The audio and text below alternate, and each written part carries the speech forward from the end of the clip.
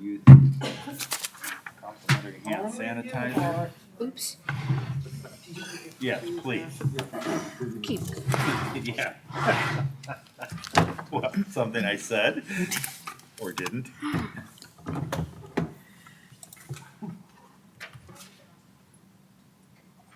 Let me know when you're on.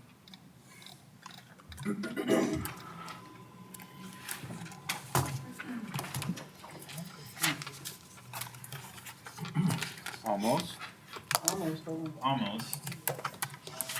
I'm monitoring the progress of our classroom here. You're doing fine. Thank you.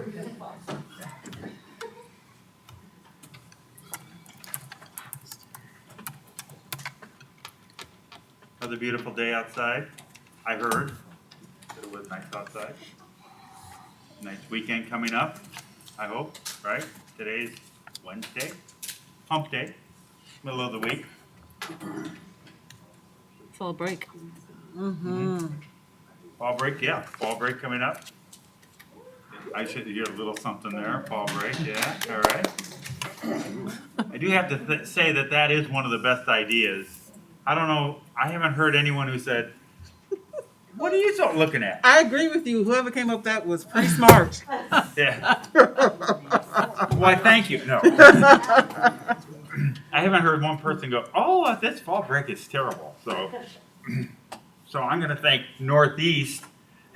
That's not who came up with that. For coming up with that. That's not true. Covered bridge that you have to think. Oh, yeah, for covered bridge, that's, Yes. it's, hold it, isn't this the week of covered bridge? No. Starting this weekend. It starts this weekend? Okay, so it's not going on yet? Not yet. It's,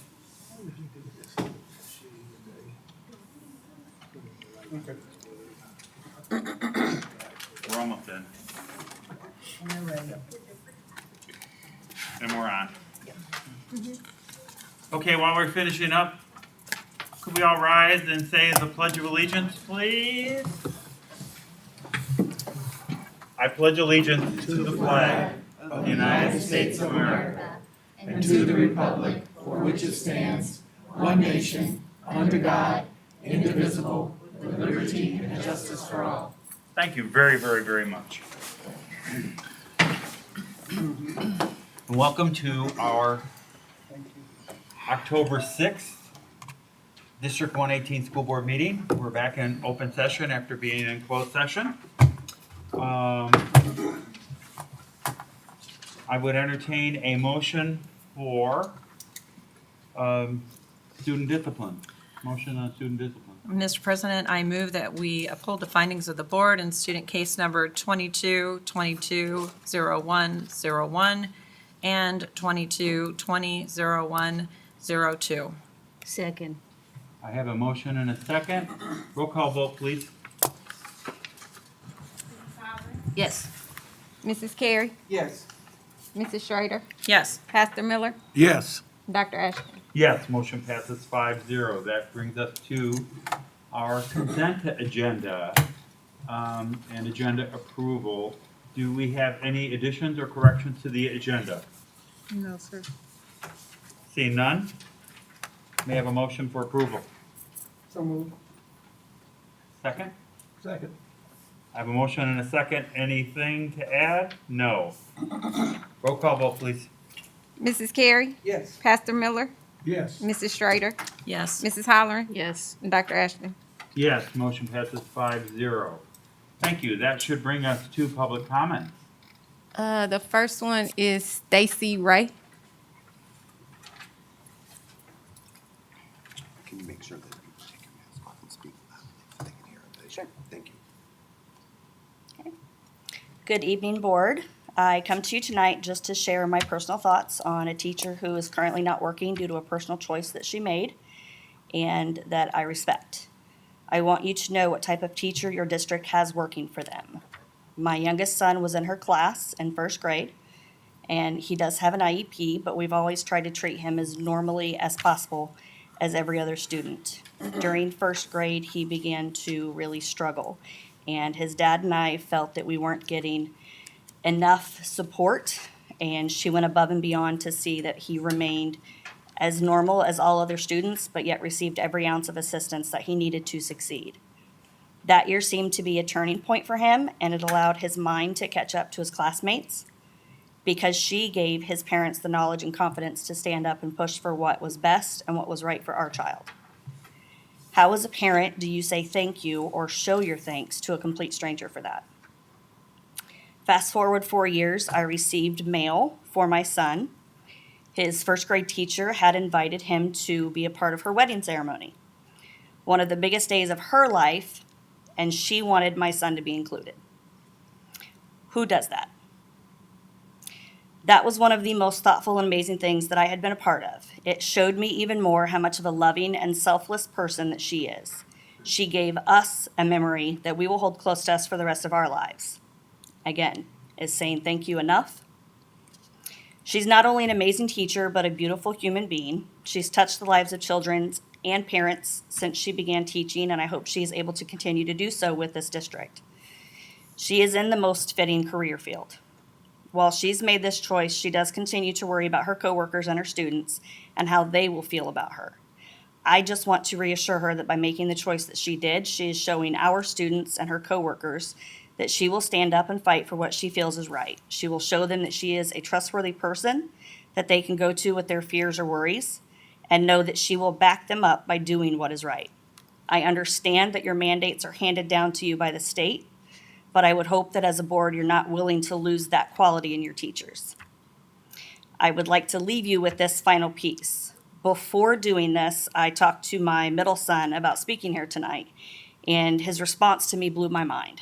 His words were, "Great, now I'm gonna have to deal with the backlash of the other teachers because my mom is standing up for someone." Doesn't sound very good, does it? So to me, that says that the school district allows teachers or other district members to bully students into not standing up and saying what is right. If that doesn't bring fear or worry to any other parents, then I don't exactly know what will. But I would hope that you as a board would do the right thing.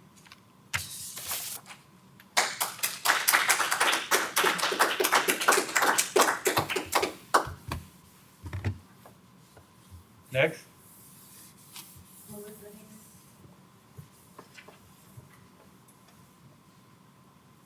Maybe I should take down your mask and speak loudly. Yeah. Thank you. Hi there. Thank you so much for allowing me to come here and speak today. My name's Melissa Heron, and I have been a district parent for many, many years. Chris and I have, and I'm the wife of a staff member of District 118. I want to thank you for allowing me to come here and speak tonight. All 7 of our kids have gone through this district. 3 of our grandkids have gone through or are in this district. And I've always been very proud of Danville for so many reasons. Born and raised here, been here my whole life, been very, very proud of the values that we stand for and the equality, more than anything, the equality of what this district represents. I'd just like to bring today a little bit of data that I have collected, and I'm a researching mom. I have a young daughter who has had multiple health problems that I've had to be a strong advocate for her health.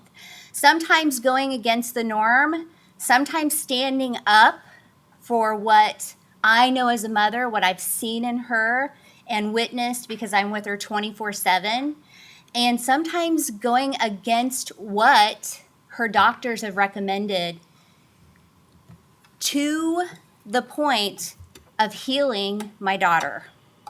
So what I'd like to read to you today is new data from Johns Hopkins Bloomberg School of Public Health on COVID-19 transmission by vaccinated individuals. This is August 2nd, 2021. New data was released by the CDC showing that vaccinated people infected with the Delta variant can carry detectable viral loads similar to those of people who are unvaccinated. The new data says that a fully vaccinated person who experiences a breakthrough infection can spread the virus just as much as an unvaccinated person. The CDC added a recommendation for fully vaccinated people who have come into close contact with someone with suspected or confirmed COVID-19 to be tested 3 to 5 days after exposure and to wear a mask in public indoor settings for 14 days or until they receive a negative test results. The Civil Rights Act of 1964 is a landmark civil rights and labor law in the United States that outlaws discrimination based on race, color, religion, sex, national origin, and later sexual orientation and gender identity. It prohibits unequal application of voter registration requirements, racial segregation in schools and public accommodations, and employee discrimination. The act remains one of the most significant legislative achievements in American history. So my question for the board tonight is, why do we continue to discriminate against unvaccinated staff and teachers of District 118? New data is showing us every day that vaccinated individuals can still contract the virus and transmit it to others. Why are only the unvaccinated staff and teachers of District 118 the ones who have to undergo weekly testing?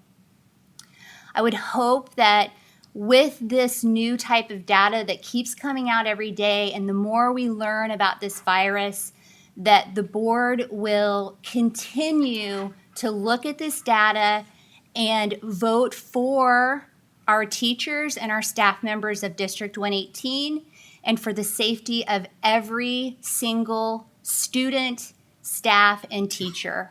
Thank you so much for letting me be here today.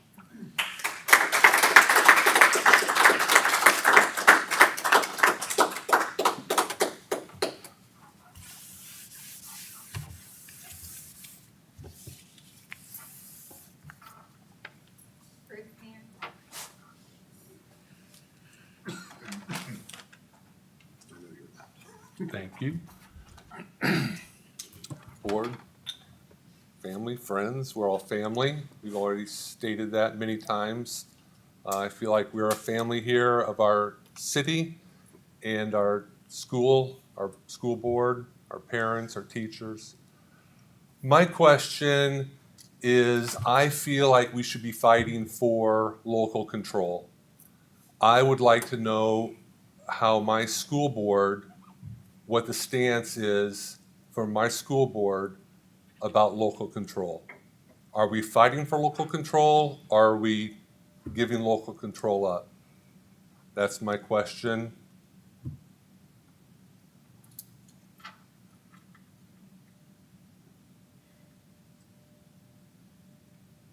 Is anybody gonna answer or no? And I understand local We control usually don't means, use it as a public forum. We accept the public comments, and then we go and we will discuss the public comments later. It's not a thing for here for public debate. That's not what this forum is. So you can ask the question, and it's not, our silence is not because, well, you don't have an answer to that. It's just, once we start to debate, that is not the purpose of this. It's to accept public comments and actually to, and then we will actually discuss them. So that's why. okay, I understand that. My feeling is we should be fighting for local control. That's my feeling. I hope that we fight for local control. I don't think that anyone in Springfield or Chicago or anywhere else knows what's best for Danville District 118. And I think we're seeing this right now with these staff members that aren't available to our kids. I don't think is doing our district justice. And I don't see that we are fighting for local control. I have not seen that. I don't see that we are part of the lawsuit against the state with other districts.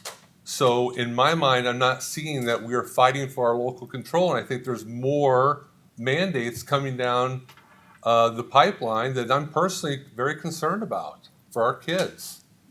as well as the discriminatory fact like my wife just said. So in my opinion, I think we should be fighting for local control for our school district over the state of Illinois. That's how I feel.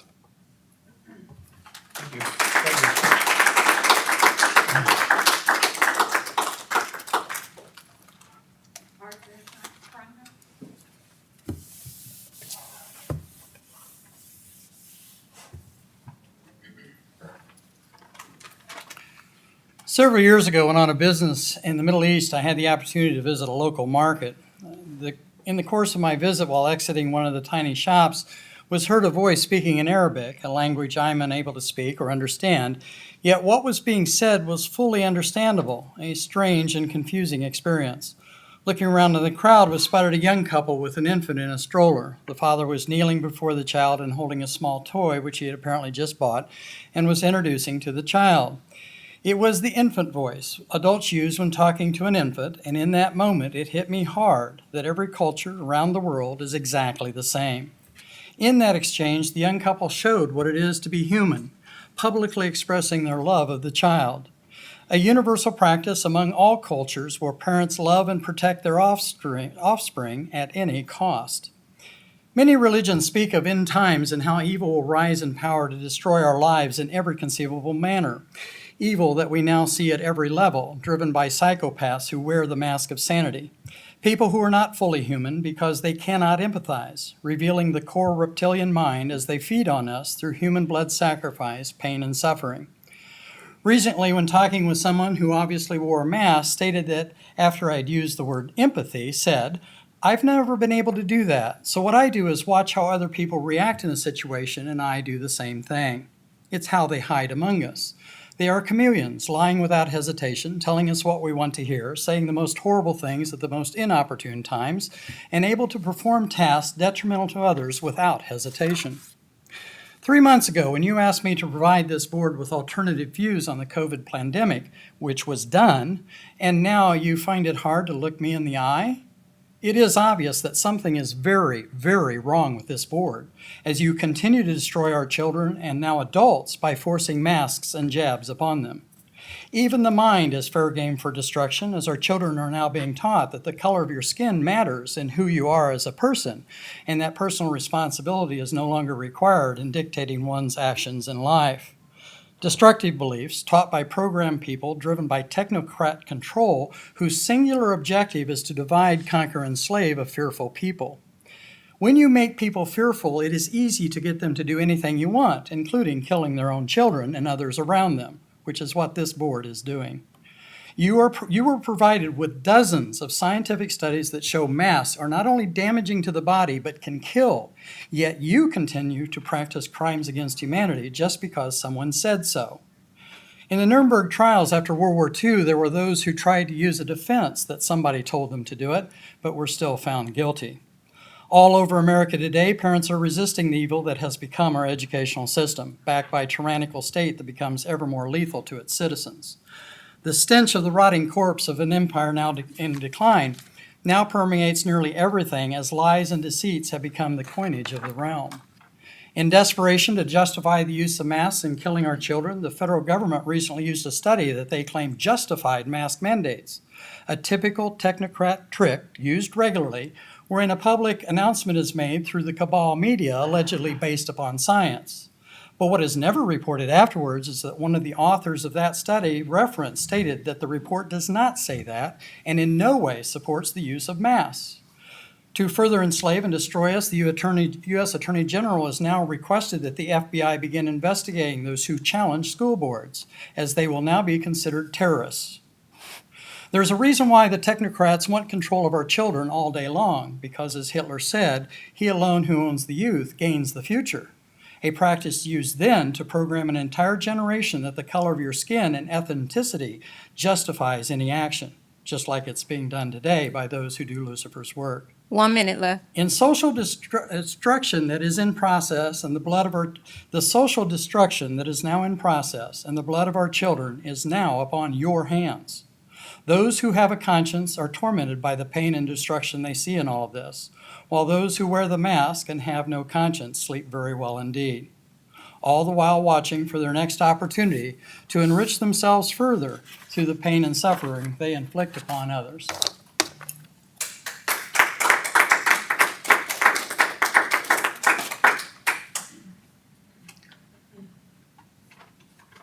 That's it.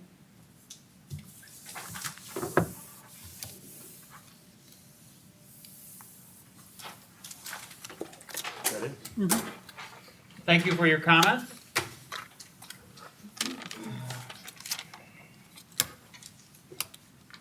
That brings us to item number 6. Some of our favorite things, policy. Press policy 106. Press policy 106.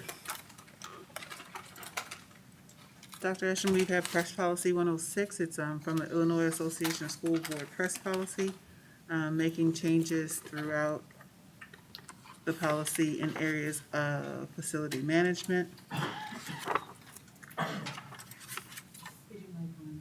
Yep.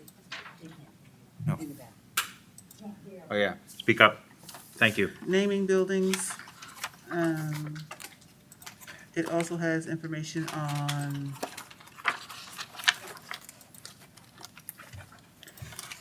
that's really the bulk of it. I don't know how to help them. This is all I got. All right. The important part, one of the important highlights is the registered apprenticeship program. We did reach out to the Illinois Principals Association to get the actual verbiage that they recommended, and we've included it with the policy. And so I hope, after working with Vermillion Advantage, that will really start to bridge some gaps, that we actually have language for it now, so. Those are the highlights that I remember. They can't hear in the back, so we have to speak up. And, I know. This is all I got. I have a sore throat, my fault. yeah. So I got, Policy 106 is basically administrative. It's administrative. There's some job description things that are in there. There aren't too many changes to this policy as I was going through that. We've had it read before us before and exposed to us before and had the opportunity to go over it. So if it's basically a few words that are changed here and there. There's no, except for that one about the apprenticeship program. That is the major change in this one policy. And as we said before, if there are those who weren't here before, press is a service that we subscribe to from the Illinois Association of School Boards that gives us policy that is conforms to Illinois school code, because it's important that if we conform to Illinois school code. So they work over the policy. They give us a proposed policy, and we put it into our policy if it fits with our policy after we go with it, and adopt it as our policy. So it's kind of standard verbiage for the state, unless we want to specifically change something. So that's why we're discussing, and we have to adopt these one at a time. And we're a couple behind with all the things that have been going on. So we're trying to do this housekeeping. So that's all this is. You'll be able to review this. I'm sure this has been up online, and you'll be able to see this when we put this into our policy. But it's policy 106, and I would entertain a recommendation for approval of the policy. I move approval. I have a motion and a second. Any questions or discussion? Roll call vote, please. Ms. Carey, yes. Mrs. Schrader, Yes. Pastor Miller, Yes. Mrs. Holler, Yes. Dr. Ashton. Yes, motion Went to passes administrative. 5-0. That brings us to What's the 6B, administrative one? the administrative residency policy. So I'm gonna turn that over to Ms. Schrader. Okay, the administrative residency policy is policy 3.42. We are making the change so that our superintendent needs to live within the district, As it was in the past. as it was in the past. Move approval. Second. Okay, I have a motion and a second. Any questions or comments? So I'd like to say something to this, because there's this chatter. The superintendent does not live in Chicago, and my children do attend Danville District 118. So please stop it. So I have We know, you're here. Roll call vote, please. Mrs. Schrader, Yes. Mrs. Holler, Yes. Pastor Miller, Yes. Mrs. Carey, Yes. Dr. Ashton. Yes. Motion passes 5-0. That brings us to 6C. Recommendation to suspend additional local graduation requirements. Good evening, Board of Education and Dr. Geddes. I'm here again. Under policy, Board Policy 4:180, Pandemic Preparedness, Management, and Recovery. The board adopted that policy on October 7th, 2020, and in it, it states that the board would utilize considerations that impact our children in the future due to the pandemic. Last time I met with the board, I asked that we suspend our current additional, and I'm stressing the word additional, I am not looking to get rid of any core requirements that the state requires. Danville High School has had a strong tradition and of requiring much more than our county schools, our Big 12 schools, as far as minimum graduation requirements. In this time of the pandemic, we know we had students struggle last year with remote learning. It may have put them credit deficient behind. And what I'm bringing before the board is the recommendation that we suspend our additional local requirements until FY 2024, which would give us 3 years of intensive intervention to have our kids back in person all day long and get them back on track into this thing we call school. I move approval. Have a motion and a second. Any comments or questions? I have some comments. I remember well when we increased the graduation requirements. We were asked by members of the community, industries and businesses to do a little better job preparing our graduates. So I am not opposed to having requirements that are greater than our neighbors. To me, that's a good thing. I'm fine with that.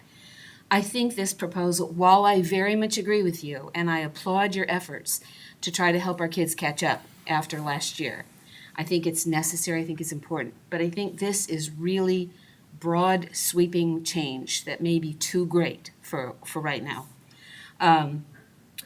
That's one concern. Suspending PE requirement and saying kids still have to be in PE. My heart goes out to the PE teachers because they have no way to hold a kid accountable. So the kid could go in and just sit down and do nothing. And so I feel bad for those PE teachers that are going to have to deal with reticent kids since there's no accountability for them. I'm all for the 7th semester dropping that. I think that we have kids that are ready to move on and they can go to DAC, and there's a lot of good things about that. Suspending science and social studies. We suspend that for the 4th year for our students. So our college-bound kids are out of those subjects potentially for a whole year, and then they go to college, they've missed a year of, potentially, of science and social studies. I do want to, but I want Please to be do. really clear, Mrs. Halloran. Please do. These are minimum requirements. These are not, a student can take whatever classes they need to prepare them for whatever path. What I am just trying to explain is our minimum in numbers of credits is much higher than other districts. And I'm just saying that in this time of pandemic to suspend the minimum to be the minimum versus where we were at before. I would never stop a student who wanted to go on to college or deprive them of a class that they needed to go on to whatever program of study. I mean, That's not what I'm inferring. I understand Okay. that. And we do have some students who are very motivated, who will say, yes, I want to take everything I can. Yes. And kudos to them. But we also have students who would say, oh, good, I don't need to do that. I'm not going to do that. And then they find themselves freshmen in college, and lo and behold, they're behind because they haven't done it for a whole year. I know that I wish all students were self-motivated. I do, and then we wouldn't have this issue, but I don't think they are. And so I just worry about that. So those are my concerns. I think it's very sweeping. Thank I you. think there might be some middle ground to what you're trying to do. I'm not sure exactly what that is. I know you've worked really hard on this, and so have curriculum people. Those are just my concerns about these changes. Thank you. I had a question, just a point of clarification. Regarding I know that it's science and is it also social studies that needs that extra semester, so like a half a year. I know that at least in the science department at Danville High School, there are places for 10 and a half teachers, and now we have 6. So as to accommodate the fact that we're 4.5 teachers short there, they've actually gotten rid of a lot of those semester classes like botany and zoology, just because those teachers are having to teach the core subjects. So I'm guessing that maybe that part of the reason that last thing has been changed, the extra semester for that subject, is because we don't have the course options for the entire graduating class to get that extra semester in, because there's just not that many. And that is true of this Okay. year particularly. Social studies is not as impacted as science. Science absolutely was Okay. impacted this It's year. also the same in the elective area with the 11.5. We actually just don't have the staff to make that happen for Right. students. And being the social studies teacher, I looked at that when I saw it, but I too talked to some people, and the science did bother me, but it also bothers me that we don't have the staff. But it's not just us. After I talked to teachers in our district, I talked to people in Urbana, Champaign, Bloomington, and all of us are struggling in those areas. Not only that, also foreign language. This is See. why I agree, because I know that there is a shortage. And, you know, my first thing was, okay, can we put them on virtual, whatever? But even to do that, you've got to have a teacher in that room. And so, I understand what you're saying, Mrs. Halloran, and I struggled with it. But after looking at the things that the one semester ones, like you're saying, you know, my thing is, I want them to get the 4 years. I mean, I want them to get the full classes. And if we can do something for those students that want to take the extra, it's gonna have to be online, because we need to know, people need to know. We are short science teachers. I mean, not just us, but it is really bad. And, you know, I know how the high school people struggle to pull people together, classes together this year. I sat down and talked to Ms. Cherry about how they could work something else out, and I know Mr. Bretz is in here tonight, and he knows about that discussion, and Ms. Hightower. But I do believe that the high school people have done everything they can do to try to make sure that our kids get everything that they can. We just need, you know, we even talked about going out trying to find retired teachers that would come in just to be in the lab that I suggested. And, you know, so I understand.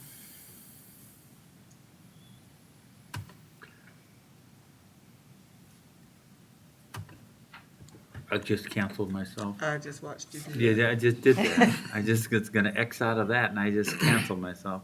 That's okay. Just to remind everybody, it's for 3 years, and the idea was that we've already suffered the 1 year. So we're trying to help our students that are in high school now. Let's help them somehow with this. We all agree, and I hope that we have this discussion in 3 years, because we won't be renewing this, because it's for 3 years. So it won't be, it'll go back. But as we go back, we may want to revisit what our recommendations and what we have. So I'm sure we're gonna have that discussion. If this passes, if it doesn't pass, we're not gonna have this discussion. So, any other further comments? If not, roll call vote, please. Mrs. Holler, No. Mrs. Schrader, Yes. Pastor Miller, Yes. Mrs. Carey, Yes. and Dr. Ashton. Yes, motion passes 4-1. Thank you very much. That brings us to, what's next? HR, job description, HR. community engagement specialist, Kim Pabst. Okay, it's the community engagement specialist. You're really good at that, thank you. Good evening, Board and Dr. Geddes. Kim Pabst here, the HR Director. And I'm here tonight with the recommendation for the Community Engagement Specialist job description.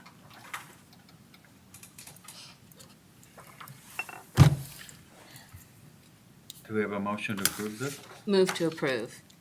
Second. Thank you. I have a motion and a second. Any questions or comments?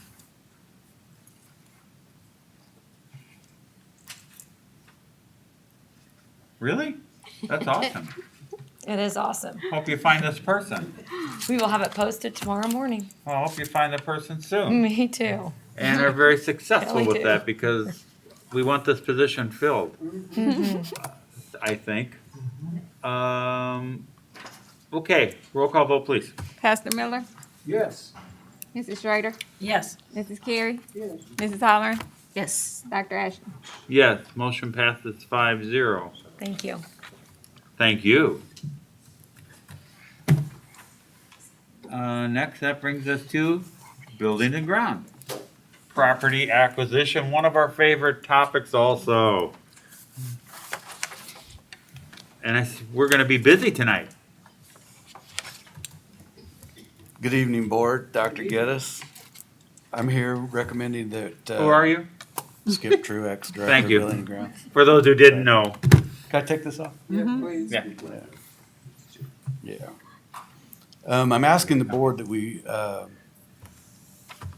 I'm recommending to the board the acquisition of the properties that are listed below. I'll go ahead and read them off for the public. It is actually 310 Sidell Street, which is over by the DHS practice field. 911 North Jackson Street by the practice field. 916 Jackson Street, practice field. 707 North Hazel Street, which is the band practice field. I'll go ahead and read what the information is. Regarding the cost, the city would like to transfer 310 Sidell to the district at no charge. There's a vacant house on the property which would need to be demolished at our expense. Historically, that's around $10,000–$15,000 for that. The city would also like to transfer 707 Hazel Street to the district at no cost. This is an empty parcel. No demolition would be required. The city would sell 911 and 916 North Jackson Street to the district for $99 each. Both are vacant parcels and no demolition would be required.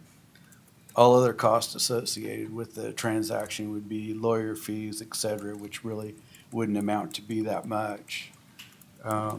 So that's the recommendation for tonight on the properties. Move to approve. Second? I have a motion and a second. Any questions or comments? So there's one demolition, Just one.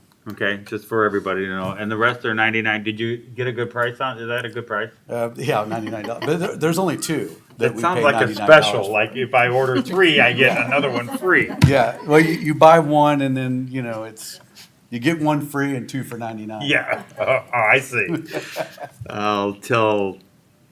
What's what really this- interesting is I will tell you that the one parcel, I don't know how that ever happened, but the 707 Hazel, that's right in the middle of our band practice field now.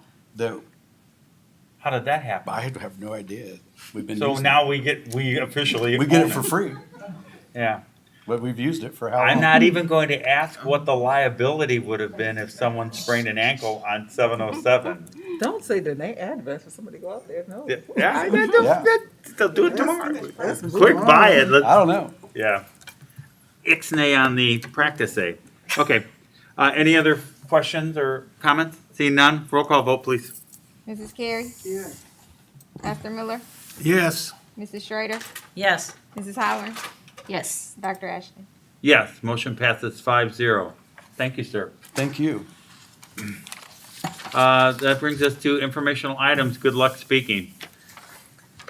If you don't want to say any. No, you know what? I know you guys have interviews to continue. I'm just going to, can I combine info and I'll You want say- any superintendent comments? I'll mix them together. I want to say congratulations to Chris Rice, who is the Illinois Principal of the Year.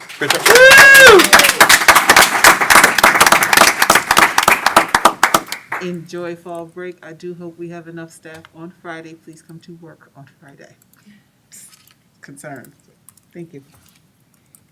Okay, thank you for that closing comment. I know, what is today, Thursday? Wednesday. Wednesday? I have been gone all week. I'm gonna really, we have board meetings on Thursday No, now. we have board meetings on Wednesday. Oops. It's Wednesday, but we have a number of staff who are out for a variety of reasons, and we need a certain amount of staff to be able to operate. And so if we reach a not dangerous, don't say that. If we reach a number where it is not safe for us to operate, I will be forced to call an emergency day, Critical, and we would have to make that up at the end of the school year. critical. Okay. Well, let's hope we don't have to. That's what we don't Okay. have to. We always start with you on the right, so we're gonna start left. Comments to this evening. Pastor. Well, again, I'd just like to ask us to continue to pray for the Day family.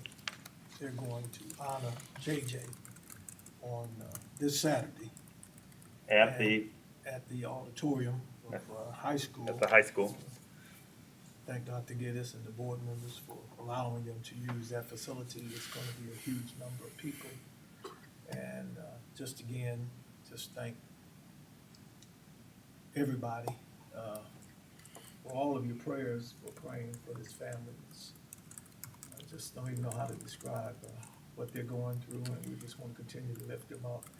And just thank God we have a community that has been praying and doing everything we can to support them at this time. So, thank you. Congratulations, Mr. Rice. You make Yeah, Danville proud. congratulations, Mr. Rice. Thank you. And congratulations to Danville High School Marching Band, who put on a great contest on Saturday. Again, makes our community and our school system look really good. So, Mr. Kraft, thank you very much for the hard work that you did. That's it. Thank you. Johnny? Kudos, I ditto to the band concert. I hated rain on you guys, but I'm telling you, you did an excellent job. I was out there Saturday night, and the end, and to the parents, I applaud you. There were parents in and out all day, and I know that's a long day, but you were there, and I heard some great comments from people just milling around, and saw some people, some old Danville High School graduates that are now parents in some of the other districts that had their band there, and they had some excellent comments about the building, how the contest was going. So kudos, you did an excellent job. You made us proud, and I just think that it is an indication that we are back. I just wanted to say thank you to everyone who came and gave public comments. I am always grateful. We as a board are always grateful for your public comments. We love when you agree with us, but it is absolutely okay for you to disagree with or criticize this board. It is okay for you to do that. I was appalled by the letter written by the Attorney General, which at the request of the National School Board Association, that requested help from the FBI to characterize parents who criticized school boards. And the only way you get the federal government involved would be under domestic terrorism. I was appalled, and I just want to go on record saying that we have never had an issue like that in a board meeting here. I applaud our parents, our families in this district for the respectful and effective way that you have communicated with this board. I don't expect that you would agree with us all the time. I'd love when you do, but I absolutely don't expect that you would agree with us. You always, as far as I'm concerned, have a right to voice your opinions. And I am absolutely against chilling dissent. I am absolutely against chilling dissent, and I am very concerned about the directive or the suggestion that the overreach that now the federal government is considering. So I wanted this community to know that your dissent and your concerns and your criticism, while they may be hard for some of us to take, and I don't love them, but I respect and appreciate them.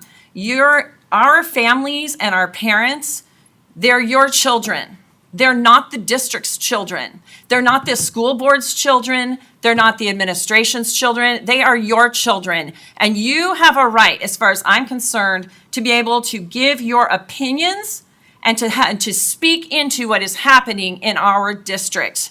So thank you for doing that. And I'm so grateful for the profoundly respectful way that you have communicated with this board. And we continue to pay attention to the things that you send us, and we continue to appreciate when you come to board meetings and share your concerns. Obviously, if you want to share applause and pats on the back, that's great too. But we appreciate you, and you are always welcome. You are our family, as Mr. Herron said. We are a family here in Danville, and we appreciate the fact that you are speaking into what is going on here. We value you. We value your opinion, and I am grateful for you continuing to do that.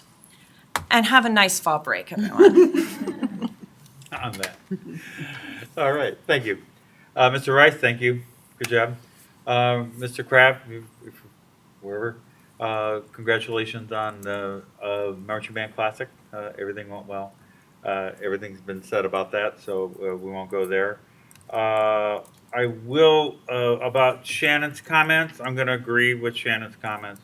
However, there is a reason, and I'm applauding, again, like you said, the discourse that we have. Thank you for the comments. And we really do talk about the comments, and we really do discuss them. And my wife will discuss them with me, and my son will email me because he's watching right now. And seriously, they'll come into all of our conversation.